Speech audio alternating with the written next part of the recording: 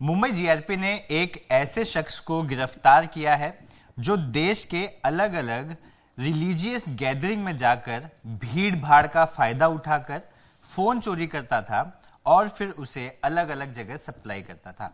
शक ये भी है, इनपुट ये भी है कि इन फोन को देश के बाहर विदेशों में भेजा जाता था, उन मार्केट्स में बेचा जाता था। अगर ये जांच में आता है तो ये मोबाइल चोरों का एक ग्लोबल नेक्सस जो जीआरपी ने बस किया है। हम इसके बारे में और भी जानकारी लेंगे। हमारे साथ जीआरपी के कमिश्नर जी हैं, उनसे बात करेंगे।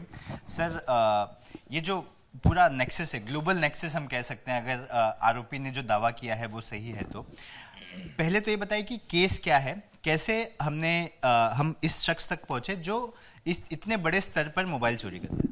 हाँ, ऑन 2 जुलाई हमको कल्याण रेलवे स्टेशन जुरिस्डिक्शन में हमने एक आरोपी को पकड़ा है, श्याम बर्नवाल। उसकी उम्र 34 इयर्स और वो रेजिडेंट ऑफ नाला सोपारा का है। और उसके साथ हमने 49 फ़ोन्स हमने सीज़ किया है। तो उसका इंट्रोगेशन में हमको ये पता चला कि उसका जो मोडस जो है, ऑर्गेनाइज क्राइम का जो मोडस है, उसका साथीदार के साथ ये जो जहाँ का गर्दी वाला जो प्लेसेस हैं वहाँ पर इनके साथीदार के साथ वो उनकी क्राइम करता है। वहाँ पर फ़ोन चोरी हुआ, वहाँ पर चोरी करवा के फिर वो सारे फ़ोन्स को यहाँ पर मुंबई में लेके आता है। तो यहाँ पर उसका और 3 साथीदार, 3 उनके अक्यूज हम अभी सामने आए हुआ है। तो फिलहाल अभी as per interrogation till now तो ऐसा पता चला कि ये इसका ऑपरेशन इसका जो लोकेशन है वो यूपी वाराणसी एक लोकेशन है, उड़ीसा का पुरी एक लोकेशन है, हैदराबाद एक लोकेशन है। तो वहाँ पर इनके साथीदार के साथ ये ऑपरेट करता है।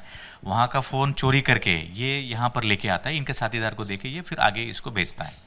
मतलब ये कैलेंडर में तिथि देखकर जिस जगह पर रिलीजियस गैदरिंग है, भीड़ भाड़ ज़्यादा हो सकती है, ऐसी जगहों को निशाना बनाते हैं। हाँ, प्राइमा फेसी इतना जानकारी इंट्रोगेशन में आया है। तो जहाँ पर ये रिलीजियस इवेंट होता है, गैदरिंग होता है, उस प्लेस को ये लोग टारगेट करते हैं। तो वहाँ पर ये चोरी करके फिर यहाँ पर मुंबई में लेके आते हैं। सर, मुंबई लोकल ट्रेन में भी भीड़ भाड़ होती है। एक अनुमानित आंकड़ा है कि 15 से 20 मोबाइल रोज चोरी होता है।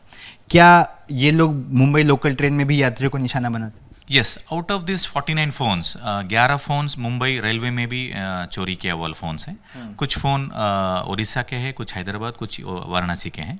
तो रेलवे में भी इनके आउट ऑफ दिस 49 11 चोरी किया वाला फ़ोन्स है।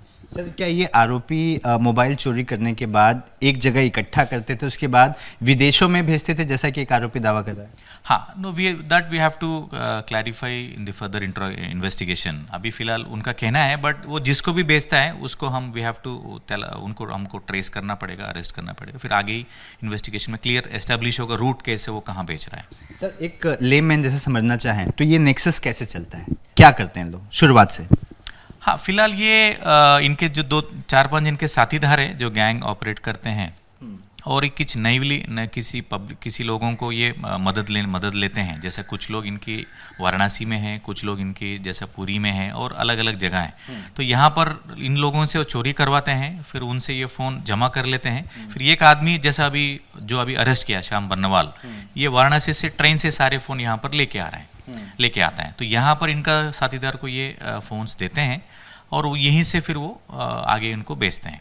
यानी सस्ते में किसी को अगर मोबाइल मिलता है तो ये इसी गैंग द्वारा कहीं ना कहीं डिस्ट्रीब्यूट हुआ होता है। Second hand phone, third hand phone जो लोग खरीदते हैं, तो क्या चोरी का ही ये मोबाइल्स होते हैं?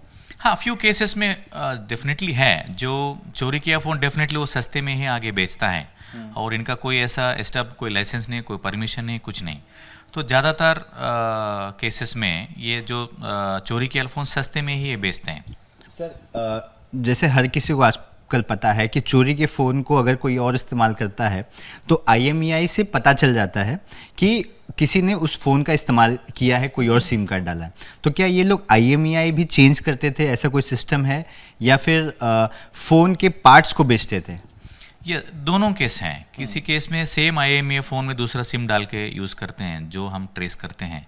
कोई IMEI मास्किंग भी है, IMEI पोर्टिंग भी है, चेंज भी कर सकते हैं। तो देर आर अदर टेक्निकल ये भी हैं। तो कुछ चोरों आगे उसका IMEI उसका मास्किंग भी करते हैं। तो देर आर दोनों ऑप्शन है। सर देखिए, आज की तारीख में जितने सर हैं उतने फ़ोन हैं, जो पॉपुलेशन जितनी है उतने लोग फ़ोन भी इस्तेमाल करते हैं। तो आप लोगों को क्या एक सलाह देंगे कि सेकेंड हैंड फ़ोन लेने जा रहे हैं तो किस तरह की सतर्कता बरतें? क्या पता वो जो फ़ोन ले रहे हैं वो चोरी का फ़ोन हो। हाँ, जो भी अगर किसी को फ़ोन ख़रीदना है तो वो रजिस्टर्ड और परमिशन जहाँ पर लोकेशन है, जिसका रिटेल जो वेंडर है उसी के पास ख़रीदना चाहिए।